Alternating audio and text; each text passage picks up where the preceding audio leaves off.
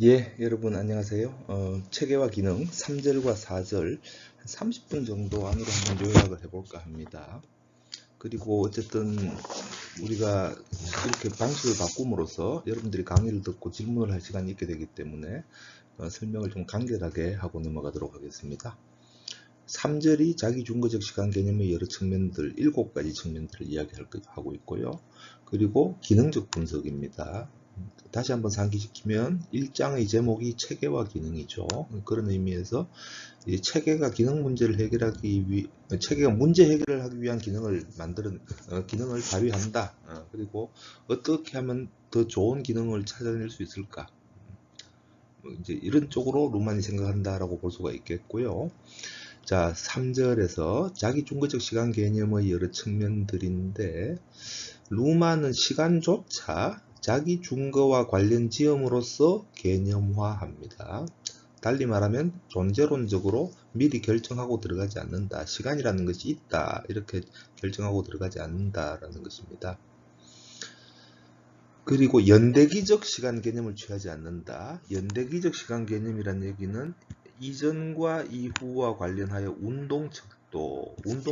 운동의 척도의 의미로 시간을 파악하는 단순한 연대기 시간 개념을 취하지 않는다.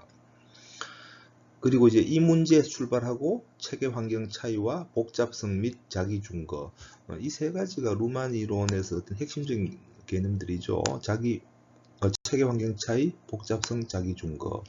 그동안 2절에서 12가지 주요 개념들을 학습했으면 그런 생각들을 할 수가 있을 것입니다.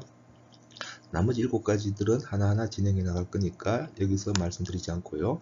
첫 번째는 이제 복잡성과 선택의 시간 문제입니다. 앞 시간에도 이야기했는데 어떤 개념이 형식일까 사건일까를 생각해 보자라는 말씀을 드렸거든요. 복잡성은 형식입니다. 어떤 성으로 끝나죠. 상태죠. 어떤 것이 완결된 상태에 있는 것입니다. 선택은 사건입니다.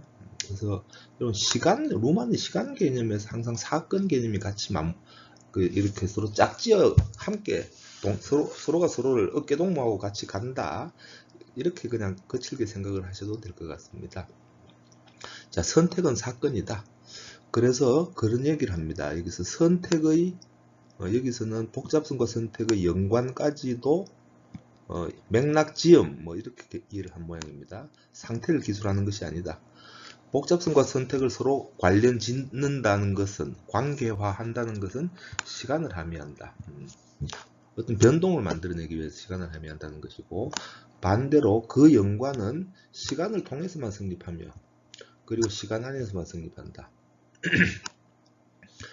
두 번째가 아주 재밌는 개념인데요.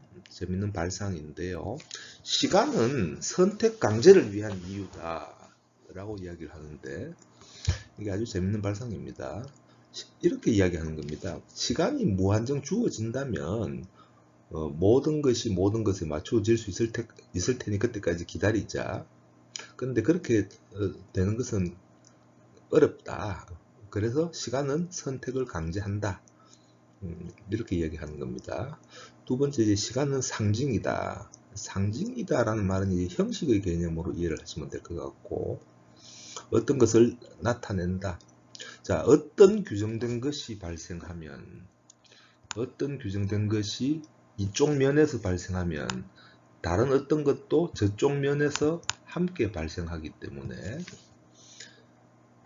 어떤 개별 작동도 그때그때 자신이 발생할 조건들을 완전하게 통제할 수가 없다. 이게 복잡성, 선택, 시간, 이 세 가지에 대한 아주 깊은 생각들이 아주 잘 혼합되어서 표현된 것이다 라고 볼 수가 있겠습니다. 간단하게 다시 말하면 선택 자체가 시간 개념이다. 임박해 있다. 필요한 것이다. 그 후 실행되고 그리고 발생했다.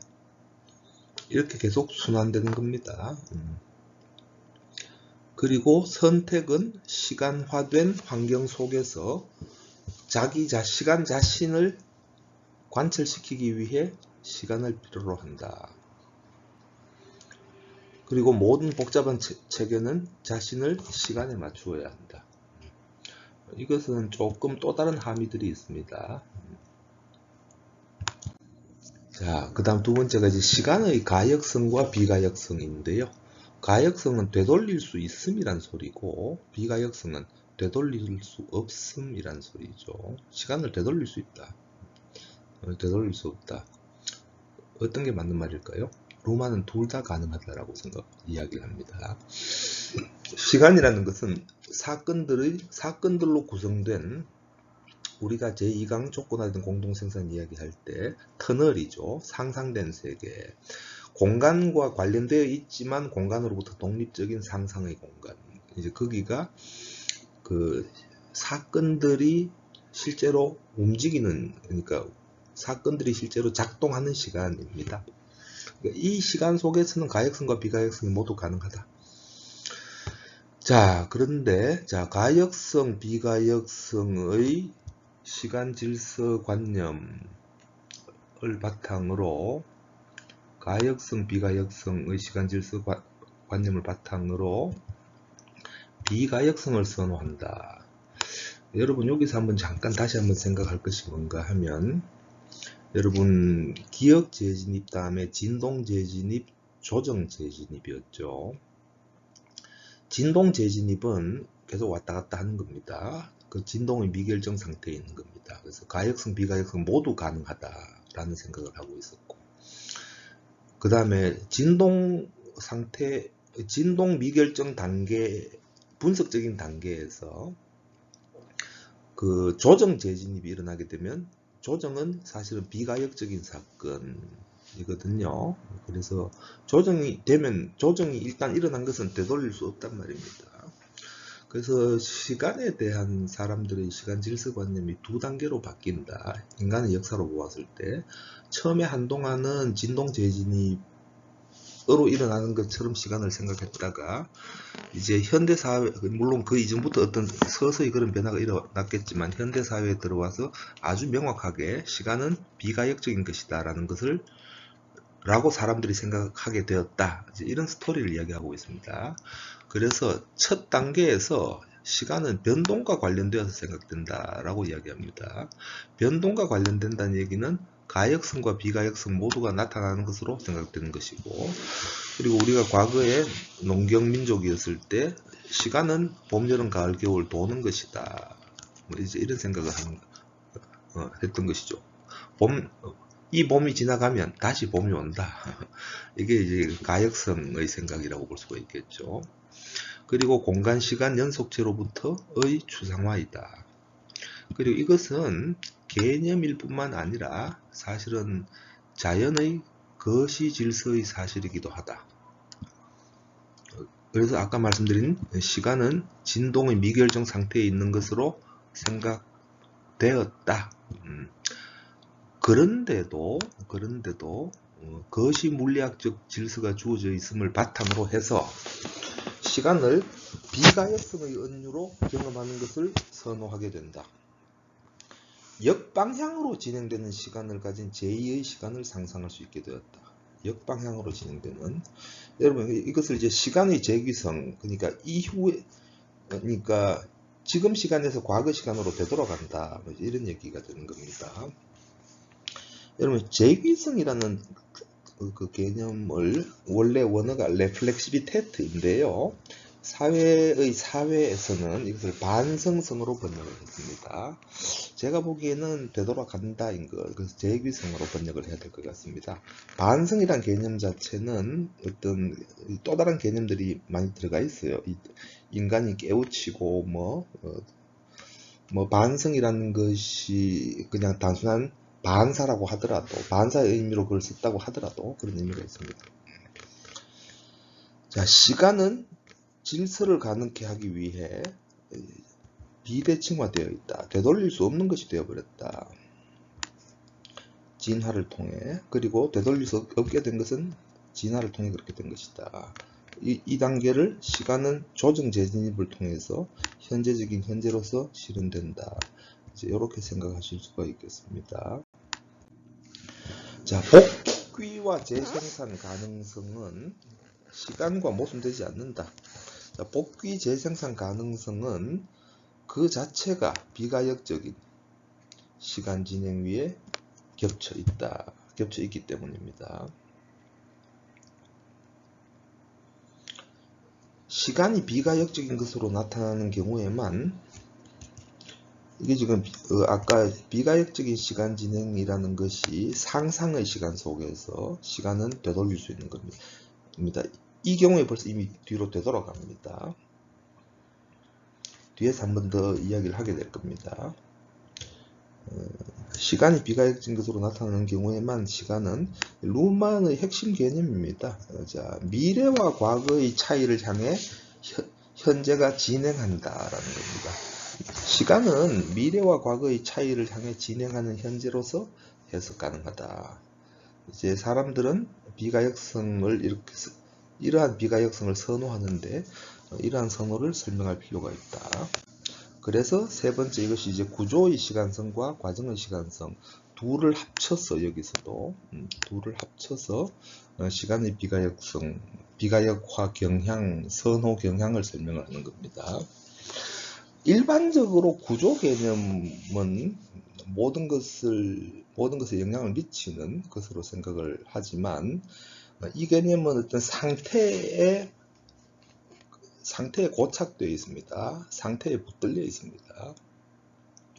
반면 과정이란 말은 운동이죠. 변화죠. 그런데 이제 루만이 그 사회 구조와 의미론에서 그런 얘기를 해요.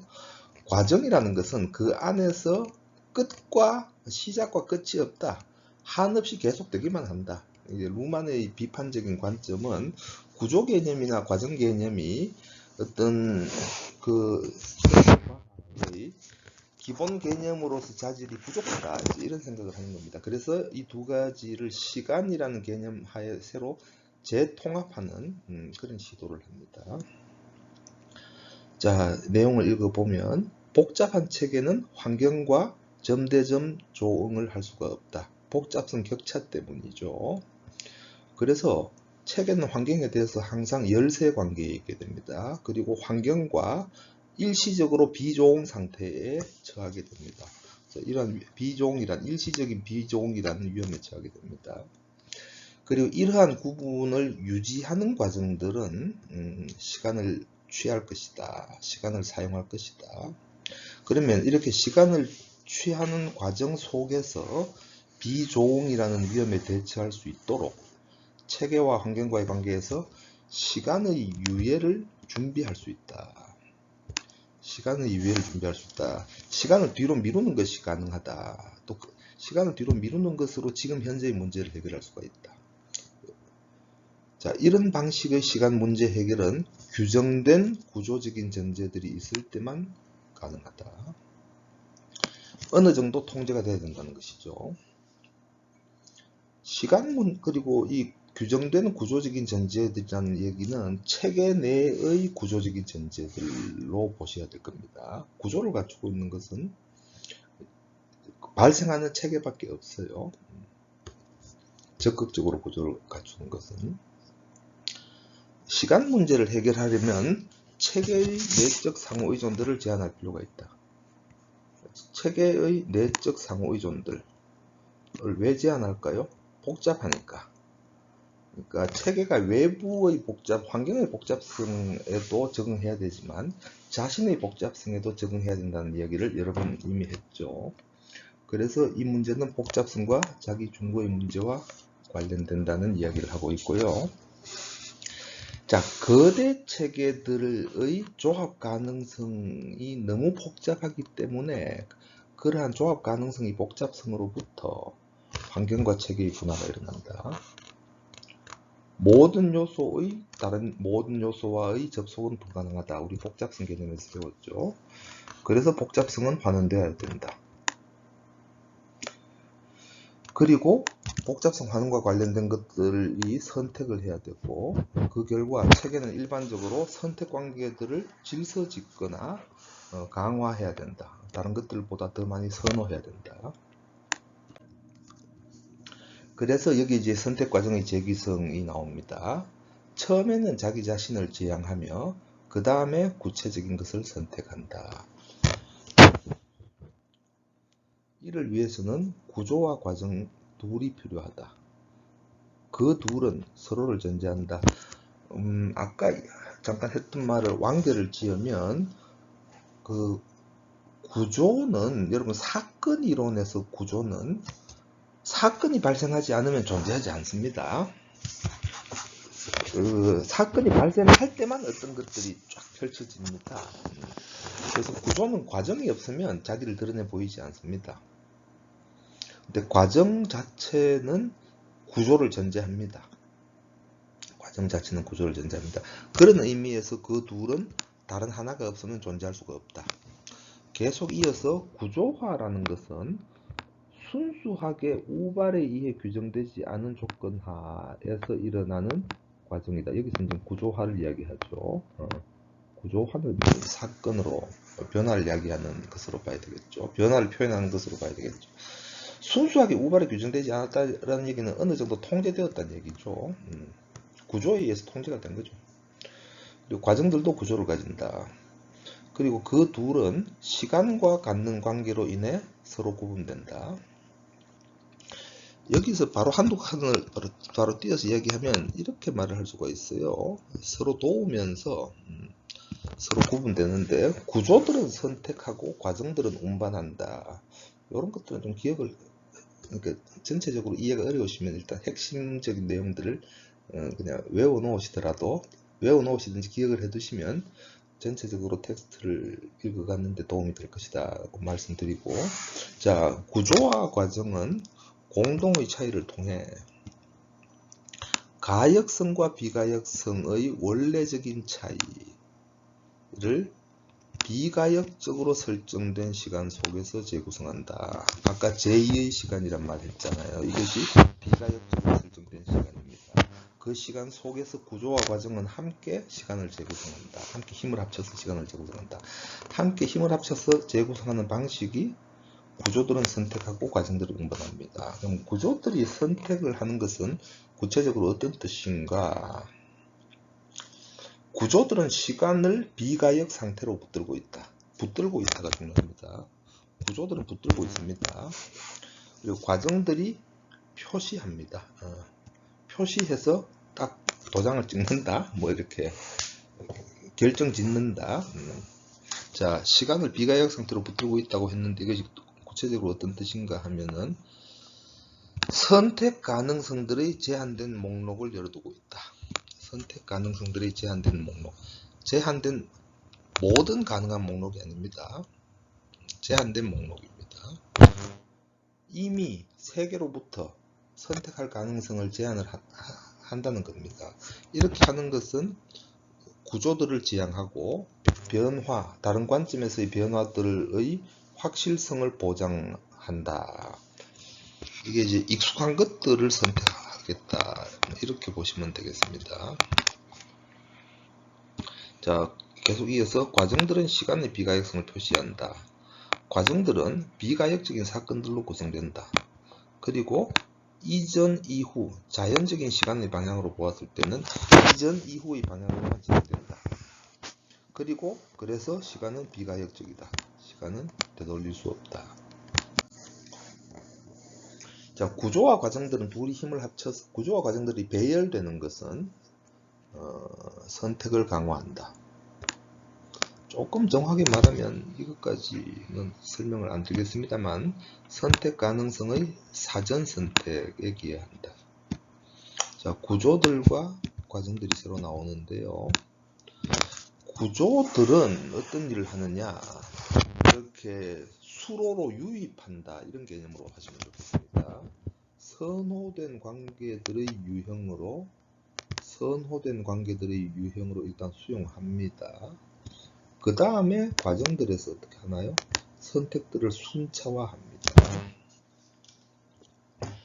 자, 여기서 처음에 나오는 것 빠뜨렸으니까, 급하게 가느라고 핵심을 말씀드리느라고 빠뜨렸으니까 모든 요소들을 다른 요소들과 결합할 가능성들의 열린 복잡성을 선호된 관계들의 유형으로 수용한다. 두 가지를 이야기하고 있죠. 첫째는 좁힌다. 목록들을 좁힌다. 둘째는 결정하지는 않은 상태로 이제 어느 미결정 상태로 옮긴다라는 겁니다. 그러니까 그 다음에 가능성들을 개괄 가능한 구도로, 가능성들을 개괄할 수 있을 정도의 구도로 환원시키면서 동시에 후속 선택을 이끌 수 있다. 자, 과정들은 선택들이 순차화였는데 그것을 좀 더 자세하게 설명하면 구체적인 선택적 사건들이 순차적으로 구축되거나 서로에게 이어지도록 한다. 여러분, 인간들이 계획을 세우죠. 한꺼번에 두 가지를 못 하잖아요. 한꺼번에 두 가지를 못 합니다. 또 약간 다른 개념에서 조직에서는 한꺼번에 같은 일을 동시에 진행시키기도 하죠. 조직 이야기는 다른 때 이야기하고, 또 다른 이야기들이 쭉 풀려 나와가지고 잠깐 제가 멈칫했는데, 이전의 선택들이나 이전에 한번 했던 선택들이나 기대할 수 있을 만한 선택들을 개별 선택 안에, 지금 현재적인 선택을 하기 전에 그 현재적인 선택 안에 그 선택의 전제로서 구축해 놓는다. 요게 이제 선택들이 순차화입니다. 그리고 구조 배열과 과정 배열은 시간을 필요로 한다. 그래서 시간이 충분한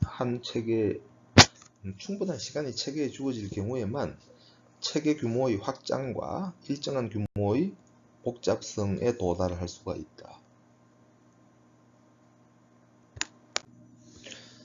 시간 처리의 형식입니다. 시간 처리 형식은 시간을 처리하여 시간을 획득한다가 되는 겁니다. 시간을 어떻게 벌 수 있을까? 어떤 이야기를 하는가 보시죠. 시간 획득에는 여러 가지 서로 다른 문제 해결 방식이 있다. 그 문제 해결 방식은 기능적인 등가이며 그 문제 해결 방식들끼리 서로 상호 보완할 수도 있다. 그리고 그 형식들을 조합하는 것은 진화상 진전을 가능하게 한다. 자, 그 세 가지는 수시성, 신속성, 시간관계들의 축적과 통합입니다. 수시성은 에브리타임, 항상 할 수 있는 거죠. 근데 항상 할 수 있기 위해서는 준비가 되어 있어야 될 겁니다. 그래서 이것은 저장 기능을 맡는 장치들, 갑자기 어떤 동물이 예를 들어서 어떤 동물이 좋을까요? 도마뱀은 먹이가 탁 나타나면 바로 반응을 해서 긴 혀를 뽑아서 잡아먹는 거죠. 저장 기능 때문에 가능하다. 이것을 다른 개념으로 기억이라고 말을 할 수도 있게 되겠습니다. 근데 이 기억이란 말은, 자, 위해들이나 계기들이 나타나는 시점들로부터 추상화라고 했는데, 위해들이나 계기들이 나타나는 시점들이 시점들은 구체적인 시점들인데 그것들이 전체적으로 포괄화되어서 개념화되어서 기억 속에 들어가 있는 거죠. 자, 이런 경우에는 예를 들어서 직접 경험한 여러 사건들이 있는데 그것이 기억 속에서 어떤 각자의 그 신경체계의 언어로 이런저런 경우에는 어떻게 반응해야지 이렇게 되어 있다. 이것을 추상화라고 얘기하는 것이고, 신속성은 속도 우월성입니다. 속도 우월성. 체계가 환경의 과정들에 비교했을 때 자기 과정에 더 빠른 속도를 줄 수 있는 장치. 이 신속성이 참 재밌습니다. 지금 책에서는 먼저 행동하는 사람은 다른 사람이 자기 행동에 반응하는 동안에 그 다음에 무슨 일을 할 것인지를 미리 생각할 수 있다. 이런 이야기를 하기도 하고요. 또 어떤 루만의 다른 책에서 보면 창의 길이, 그러니까 중세시대에 결투에서 이기기 위해서 창을 더 길게 만들려고 다들 엄청 노력을 했어요. 창의 길이가 더 길면 서로 창을 가지고 서로 말을 타고 서로를 찌르려고 하는데 먼저 찌르게 될 수가 있겠죠. 신속성에 대한 고민이다. 이렇게 볼 수 있겠고, 세 번째, 시간 관계들의 축적과 통합입니다. 그래서 복잡한 사태들을 개별적으로 포착하는 능력이 능력을 전제합니다. 이것은 어떤 추상화 능력이 되겠습니다. 여러 개별적인 사건들을 개별적으로 포착하는 능력이 전제가 되어서 그것들이 축적되고 다시 재통합되어서 새로운 생각들, 어떤 새로운 능력들을 발휘하는 것이기 때문에, 그래서 이런 것들은 의미 체계들에서만 기대할 수가 있다. 의미 체계들의 특징입니다. 시간과 관련해서 시간적으로 비현실적인 것을 현재화할 수가 있다. 그럼 시간적으로 비현실적인 것은 과거와 미래입니다. 과거와 미래를 현재화해서 생각하는 능력. 두 번째는 시간 총계 사상입니다. 시간 총계 사상은 나중에 여러분 의미장에 들어가면 시간의 지평으로 개념이 표현이 됩니다. 시간의 지평.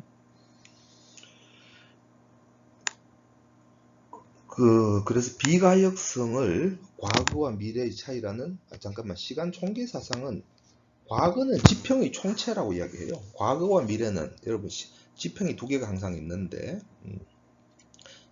여기에 시간 총계 사상이 들어가는 겁니다. 지평에 체계들이 상상한 모든 과거의 사건들이 거기에 저장되어 있는 거예요. 과거 지평, 미래 지평. 그 사이에서 어떤 의미의 시간 차원이 벌어진다는 이야기를 하는데, 사람들이 어떤 생각을 하는 것이죠. 사람들이 생각을 하는 과정을 언어로 표현하면 그렇게 된다. 술적인 언어로. 비가역성이라는 얘기는 현재적인 사건이죠. 되돌릴 수가 없기 때문에 비가역성을 과거와 미래의 차이라는 관점에서 해석하는 것이다. 그리고 시간 관련 불일치들을 통합하기 위해 현재를 활용함. 그러니까 아까 시간적으로 비현실적인 과거와 미래를 현재화한 다음에 그렇게 현재화하는 능력이 있다면 시간 관련 불일치들을 생각 속에서 현재 이렇다면 어떨까라고 생각하는 그런 것들이 있을 수가 있겠죠. 이런 개념들을 기본적으로 프루덴시아 통찰력이라고 이야기합니다. 이것은 인간의 능력이었고요. 신속성을 극복하기 위해서 시도되었던 것으로 볼 수가 있는데, 어쨌든 속도를 불필요하게 만든다. 속도를 불필요하게 만든다는 얘기는 토끼와 고슴도치 부인이 여기서 바로 고슴도치 부부라고 이야기해야 되겠네. 부부 이야기에서 알 수가 있습니다. 혹시 모르는 분들이 있어서 말씀을 드리면, 아주 비슷하게 생긴 고슴도치 남편과 비슷하게 생긴 고슴도치 부인이 양쪽에 서서 둘이가 한 사람인 것처럼 토끼를 속인 다음에 서로 빨리 달리기 내기를 하는 겁니다. 그래서 우리 저기까지 갔다 오자. 토끼가 갔어. 토끼가 뛰기 시작했어. 두 고슴도치들은 그냥 서 있기만 하죠. 나 벌써 여기 와 있어. 뭐야, 나 또 달렸어. 나 여기 벌써 와 있어. 그래서 이것은 고도로 선택적인 소통을 신속하게 실행하는 것이고요. 이것은 다른 과정 층위와 체계 층위에서 속도를 전제한다. 아주 단순하게 물리적으로 빨리 달리는 것, 아까 창의 길이가 긴 것, 이 정도 차원이 아니라 다른 과정 층위. 지금 아까 같은 경우 토끼와 고슴도치 부인 같은 경우는 소통의 층위였죠. 소통 체계의 층위에서 더 빨리 소통을 이루어낸 것이죠. 자, 그동안 그 통찰력이 고대사회, 책에서는 고대사회라고 나옵니다만, 고대사회에서는 통찰력만으로 충분한 문제 해결로 삼을 수가 있었지만, 이제는 이제는 현대사회가 점점 더 빨라지다 보니 신속성들에 대한 관심이 시간을 포괄하는 통찰력을 추월한다. 취향은 신속성이겠죠. 이성은 시간을 포괄하는 통찰력이겠죠. 취향 이성보다 더 빨리 판단할 수 있다는 것을 발견했다. 다섯 번째가 복잡성의 시간화인데요. 한 45분까지는 가야 되겠네. 자, 복잡성의 시간화와 요소들의 시간화거든요. 복잡성의 시간화와 요소들의 시간화인데요. 자, 이건 뭐냐? 체계가 시간적인 자율성을 확보했다. 자기 안에 시간 처리 능력을 갖추었다. 환경의 시간에 의존하지 않는다. 이런 얘기가 되겠죠. 그러면서 고유한 복잡성 증대를 위해 시간 차원을 사용할 수가 있다. 책에는 시간의 비가역성에 내맡겨져 있지 않다. 책에는 적극적으로 운명을 개척해 나갈 수 있다. 뭐 이렇게 조금 과장되게 말씀드리자면 책에는 시간의 비가역성에 시간의 가역성에 그냥 떠내려가지 않는다. 이런 얘기가 될 것이고요. 책에는 시간을 복제할 수 있다. 그리고 발생 요소들과 소멸 요소들을 접속시키는 구조들, 책의 장치라고 볼 수가 있겠습니다. 그런 구조들에게만 시간을 책의 내적으로 허용합니다. 자, 이것이 이런 능력을 갖추고 있게 되면, 자, 복잡성의 시간화는 요소들을 시간적인 순서에 따라 접속시킬 수가 있게 됩니다. 이러한 선택적인 질서 능력을 갖추게 됩니다. 이러한 선택적인 관계화 능력은 두 가지 변화가 있는데, 두 가지가 가능한데, 체계가 접속의 정돈된 상위성을 여러 가지가 서로 다른 것들이 접속되었는데 그것들을 자기 뜻대로, 자기 의지대로 순차적으로 구축할 수 있을 때가 됩니다. 내적 요구들과 외적 요구들에 따라 항상 둘이 같이 작용하죠. 내적 요구들과 외적 요구들에 따라 관계화 패턴의 교체를 구축함으로써 엄청나게 선택적인 관계화 능력이 확장될 수가 있다. 자, 관계화 패턴 구축을 위해서는 다시 두 가지가 필요한데, 이런 일들을 가능하게 하는 구조들의 추상화가 필요하다. 구조들의 개념화가 필요하다. 그래서 그 구체적인 상황에 얽매이지 않고 포괄적으로 생각하는 능력이 필요하다. 두 번째는 체계의 최종 요소들의 시간화가 필요하다.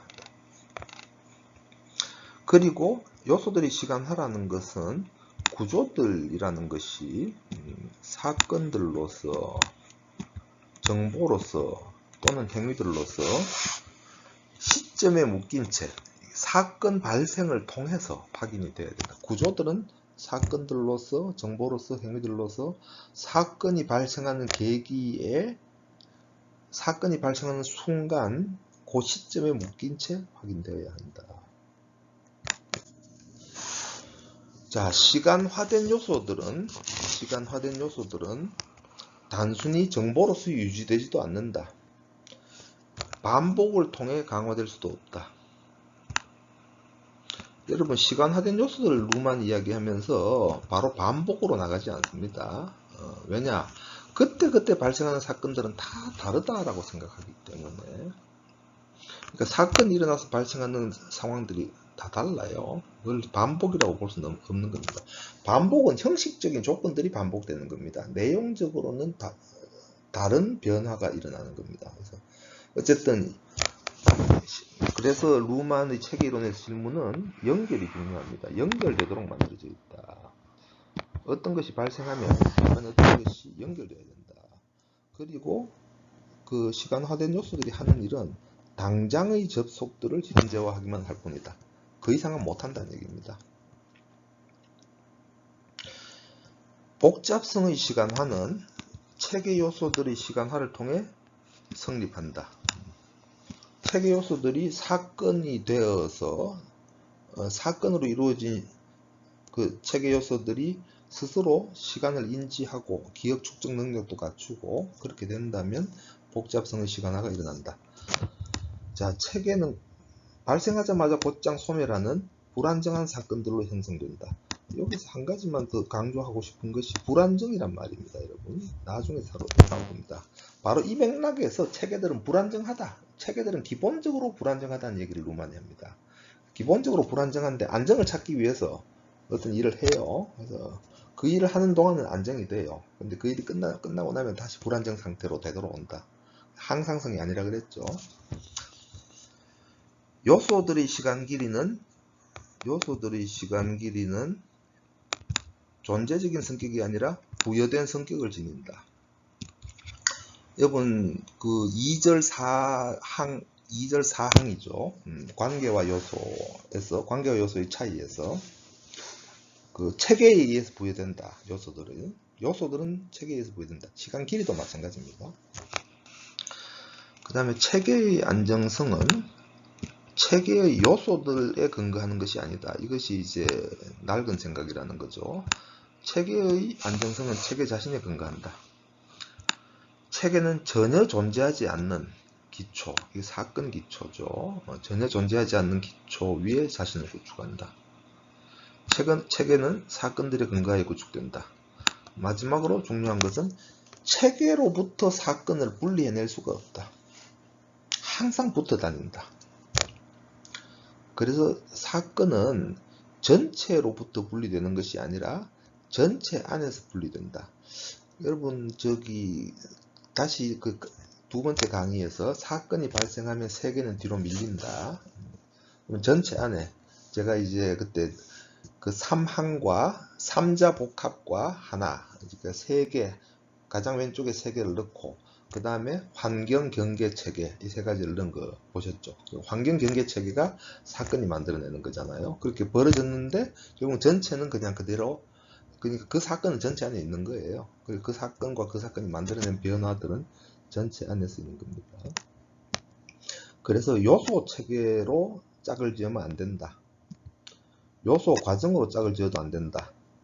요소 관계로 보는 것이 바른 개념화이다. 올바른 차이이다. 마지막으로 여기서 또 좀 재밌는 말을 합니다. 여러분 이런 말 처음 들어보셨죠? 해체와 재생산이라는, 어디 갔지 이게? 해체와 재생산이 상호의존한다는 겁니다. 해체되고 재생산되는 겁니다. 해체되고 재생산되는 거. 이것이 여러분 약간 구체적으로 설명을 드리면 사건이 발생할 때 기억 재진입, 진동 재진입, 조정 재진입이 있잖아요. 그래서 기억 재진입은 자기들의 요소들을 기억을 해요. 분리된 상태로. 그리고 진동 재진입에서 조정 재진입으로 넘어가는 단계가 자기가 처한 구체적인 공간 상황에서 시간적인 공간에 관련되었지만 공간으로부터 독립된 시간적인 상상의 시간으로 넘어가는 거죠. 이 경우 요소들이 해체가 되는 겁니다.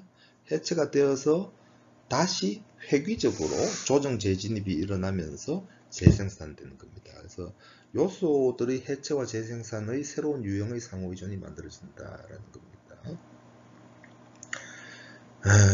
그래서 시간화된 복잡성을 가진 체계는 발생하자마자 바로바로 사라지는 이러한 지속적인 소멸에 의존하고 있다. 그래서 재생산의 필수적인 공동 원인이다. 시간화된 체계들은 폐쇄성과 차별화 능력을 가지는데, 이 차별화 능력은 자기가 자기를 관찰하면서 자기가 아닌 것으로부터 자기를 구분하여 관찰하는 것을 자기관찰이라고 합니다. 이것들은 해체와 재생산의 상호의존 조건화에 해당된다. 자, 시간화된 복잡성을 가진 체계의 문제는 항상성이 아니다. 이게 1950년대 체계이론 이야기하는 거다. 베르탈랑피 이야기하는 거다. 재생산이다. 끊임없는 갱신이다. 동적인 안정이다. 루만의 체계이론입니다. 재생산은 단순히 같은 것의 생산의 반복이 아니다. 재규적인 생산이다. 여기서 말하는 재규적인 생산이라는 것은 만들어낸 생산물로부터의 생산입니다. 작동이라는 것은 사건에 기반하여 요소들이 재생산될 때 작동이라고 말한다. 요소들이 재생산될 때 작동이라고 말한다.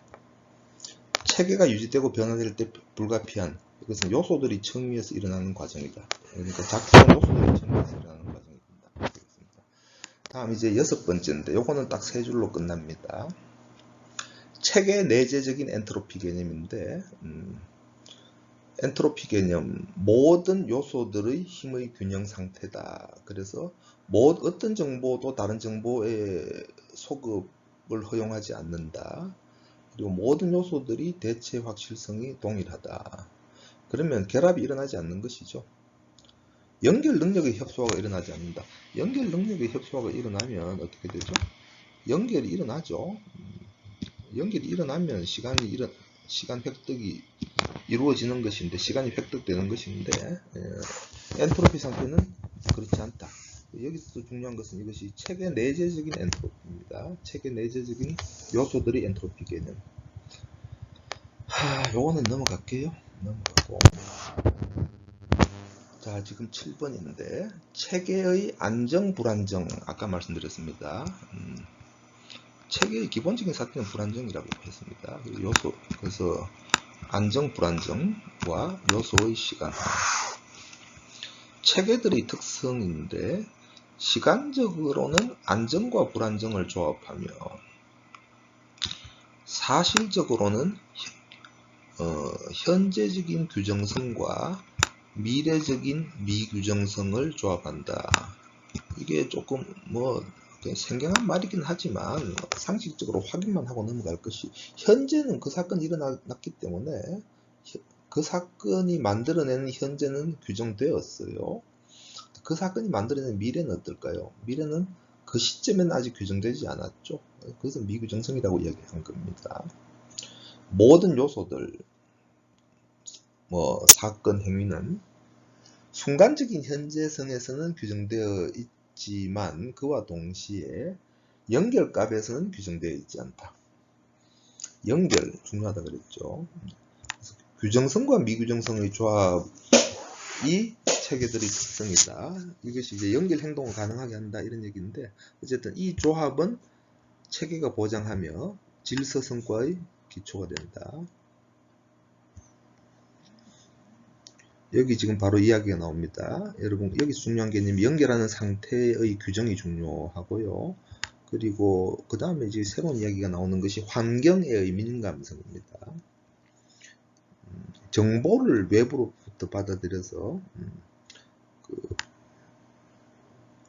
받아서 자극을 받을 필요가 있다. 환경 정보의 의존성이 정대된다. 의존성이 정대되다 보면 여러분 스킨너, 이렇게 파블로프 이런 실험들을 보면 어떤 특정한 반응에 민감해진다, 이거는 우리 다 아시는 거잖아요. 민감성이 만들어지고 그런 민감성을 통해서 고유한 환경의 선택된 측면들, 고유한 환경에 있는 선택된 측면들에 민감해진다. 파블로프의 개의 경우는 벨 소리였죠. 그리고 그 실험실의 쥐 같은 경우는 뭘 누르면 먹이가 나오도록 해서 조건적 반사운동인가를 했던 것이 있고, 그런 것들이 선택된 측면들이라는 거예요. 경험된 측면들. 자, 근데 이러한 시간화된 효과들이 체계 내에 구축될 수도 있습니다. 체계 내에 구축되면 체계 내가 복잡해지는 거죠. 체계 내가 복잡해지는데, 이 체계는 자신의 동료로 인해서 자기 동료에 이를 수가 있다. 그런데 이제 이런 상태가 이제 불안정 상태인데요. 이러한 자기 불안정 상태는 자기 파괴까지 이르러서는 안 될 것이다. 다르게 말하면 어느 정도의 불안정이 필수적인 것이다. 이것이 반대로 안정성으로만 있다면, 안정성으로 있는 것이 이제 경직된 가격 구조라고 보면 될 거 아니에요. 휘발유가 1,500원 딱 결정이 되어 있습니다. 완전한 불안정성, 경직된 가격 구조는 완전한 안정성으로 고쳐야 되겠습니다. 잘못됐습니다. 완전한 안정성으로 옵표를 치겠습니다. 완전한 안정성은 환경으로부터의 체계의 고립을 뜻할 것이다. 동의되시죠? 자, 기초적인 불안정을 내적으로 처리함으로써 동료를 통해 동료시키고 시간을 포괄하며 변화를 전제하는 구조들로 귀결된다면, 자, 이 경우에 어디 갔지 또 이게, 시간 그 자체가 체계의 새로운 적실성을 얻는다. 그리고 시간적인 순서와 사실적인 상이성 간 연관관계들도 새로운 요구들을 제기한다. 여기 지금 여러분 이렇게 나오는 것들은 일단 요거 기억만 해주세요. 2장에서 의미론 이야기할 때 앞으로도 그 다음에 또 계속 많이 쓰이는 이야기들입니다.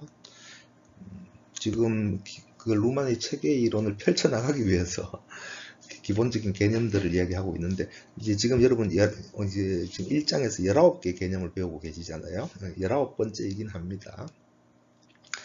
자, 시간 관련과 사실 관련의 상호의존 상태가 강화된다. 상호의존 상태가 강화된다는 얘기는 어쨌든 요게 기본적으로 설명을 하고 넘어가야 되겠네요. 다른 일의 발생 사실이 시간을 느낄 수 있는 계기다. 시간이 발생했다는 계기다. 순서, 시간이라는 것은 후속된 것이 방금 있었던 것으로부터 일탈하는 어떤 사실이 사건이 발생했을 때 시간이 지각될 수가 있다. 있었던 것이 없어졌네, 일탈했네. 시간이 사실관계를 인지할 수가 있다. 앞에 두 가지, 그러니까 시간 관련과 사실 관련 이 두 가지가 서로 맞물려 있다는 이야기를 하고 있고요. 이것을 다시 한번 말씀드리면 사실적인 방향의 지시들과 시간적인 방향의 지시들이 결집되어야 하는 상태에 도달한다. 결집되기는 하는데 그 전에 해체와 재조합이기도 하고 분리되어 상호의존입니다. 독립성과 의존성이 서로 강화되는 겁니다. 루마는 이것을 진화의 출발이라고 합니다. 진화의 출발로 봅니다. 지금 3절을 다 끝냈거든요. 지금 4장 정도 남았을 거예요. 4장 아니면 5장 정도 남았는데 한 50분 정도, 55분 정도에 끝내보도록 하겠습니다. 이게 파워포인트를 20장 정도 만들었는데도 시간을 이렇게 많이 쓰네요. 자, 기능적 분석입니다. 빨리 갈게요. 자, 구분, 그러니까 우리가 차이들에서 출발하자고 했는데 차이들의 원천이 뭐냐? 구분입니다. 구분을 하여 지시를 하면 차이들이 생성됩니다. 그래서 이게 차이들을 변화시키기 위해서 구분을 규제하자라는 발상을 하고 있고요. 그리고 그 구분들이 무엇인지를 기술한다. 알아야 될 거 아니에요. 알아야 건드리든지 말든지 할 거 아니에요. 판단할 수 있을 거 아니에요. 차이라는 현상의 동력이 뭐냐? 구분이라는 거죠. 차이들이 어떤 구분에서 만들어진 것인지를 기술한다가 되는 것이고, 계속 이야기합니다. 주체 없이 시작한다. 사건 이론이니까 주체가 필요 없기도 하다. 그 대신 복잡성, 우연성, 선택성과 관련된 인식 관심들을 지향한다.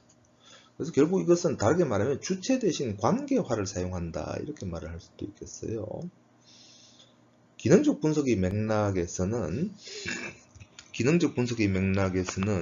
지금 기능적 분석이 뭐냐 하면 한마디로 어떤 대상, 분석의 대상을 문제와 문제 해결 관점을 그 문제에 대한 다른 해결 관점과 비교하는 겁니다.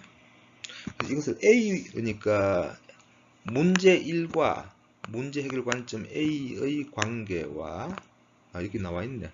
문제와 문제 해법 A의 관계와 같은 문제와 해법 B의 관계를 관계화해서 탐색하는. 요거는 넘어가겠습니다. 나중에 또 새로 혼자 한번 각자들 읽어보시고요. 기능적 분석은 인과성들의 비교를 통해 인식을 획득한다. 인과성을 추구하지 않는다. 인과성을 직접 추구하지 않는다. 가설적인 인과성들도 이거 생각을 하는 거겠죠. 다르게도 가능하다라는 것이 루만 이론의 모토이기도 합니다. 다르게도 가능한데 왜 그렇게 되었을까? 사회 현실은 가설적인 인과성들도 인식 획득의 기초 자료로 사용할 수가 있다. 그래서 이 경우에는 그 전제들이 가설적이었다는 사실에 유념을 해야 될 것이다라는 이야기를 하면서 나타나는 현상들을 비교할 것이 아니라 현상들의 전제들을 비교를 해야 된다는 이야기를 하고 있습니다. 아까 그 기능적 분석의 보기 문제와 문제 해결 A, 같은 문제와 문제 해결 B 이야기했는데 여기서는 분배 문제에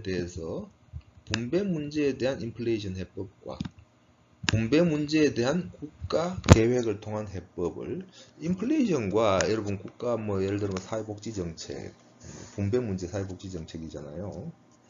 두 가지 전혀 다른 것인데 이것도 동일한 효과를 나타낼 수가 있다면 아니면 동일한 문제 해결의 가능성이 있다면 한번 검토해 볼 수 있을 것이다.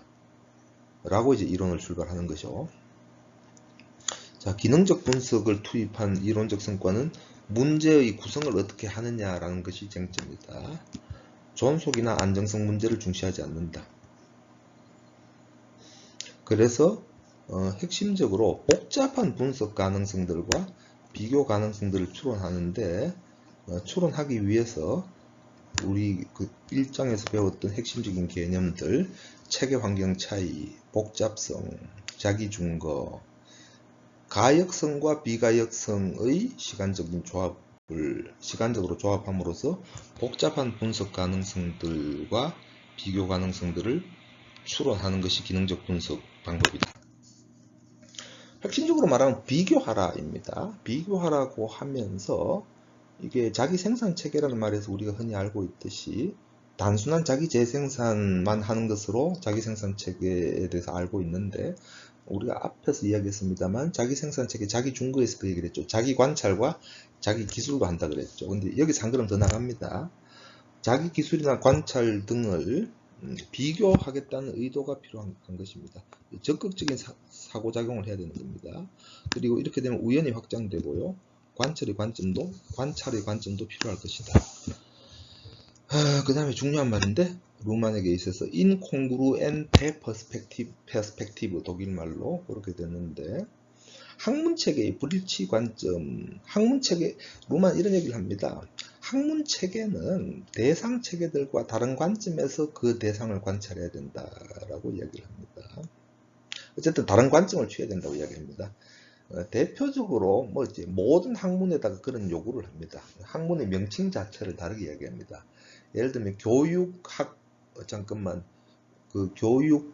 그러니까 사회의 교육과 학문체계의 부분체계인 교육학, 교육과 교육학은 각각 다른 역할을 해야 된다라고 이야기합니다. 교육학을 여러분 교육의 성찰이론이라고 이야기해요. 루만이. 경제학을 경제의 성찰이론이라고 이야기해요. 그리고 윤리학을 도덕의 성찰이론 역할을 하라라고 이야기를 해요. 그러면서 이제 윤리와 도덕에 대해서 루만이 하는 얘기는 사회에서 발생하는 도덕 현상을 윤리가 통제해라. 도덕과 윤리가 한 목소리로 합창을 하지 마라. 똑같은 목소리를 내지 마라. 그러면 사람들은 도덕의 강압에 억눌려 아주 힘들어진다. 이런 얘기를 한다. 약간 말이 길었습니다.